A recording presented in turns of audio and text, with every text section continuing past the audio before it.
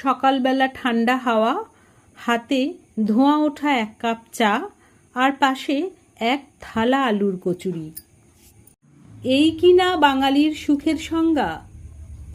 মুচমুচে লালচে রঙের কচুরির ভেতর লুকিয়ে থাকা নরম মশলাদার আলুর পুর।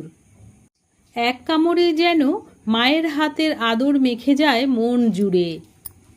আর কচুরির গন্ধ, তা তো রীতিমতো পাড়া জাগানোর মতো ক্ষমতা রাখে।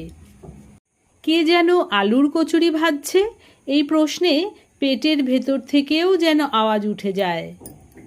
তাই একটা বাটিতে কিছু পরিমাণ আটা, কিছু পরিমাণ ময়দা নিয়ে তার মধ্যে নুন, চিনি আর ময়ান দিয়ে খুব ভালো করে আটাটাকে মেখে নিলাম। খুব সুন্দর করে একটা ডো তৈরি করে 20 মিনিটের জন্য রেস্টে রেখে দিলাম।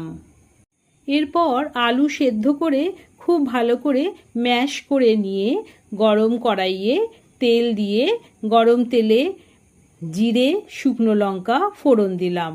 দিয়ে ওর মধ্যে দিয়ে দিলাম হলুদ গুঁড়ো, লঙ্কার গুঁড়ো, জিরে গুঁড়ো আর সামান্য ধনে গুঁড়ো আর লবণ দিয়ে আলু সেদ্ধটা ওর মধ্যে দিয়ে খুব ভালো করে কষিয়ে নিলাম।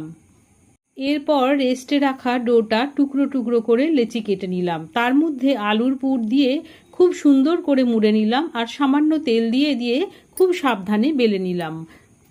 এরপর গরম তেলে লালচে বাদামি করে ভেজে নিলাম। শুধু একটা নয়, দুটো নয়, আলুর কচুরি মানে রবিবারের সকাল। আর নিঃশব্দে বলেই ফেলে, আর একটা দাও তো।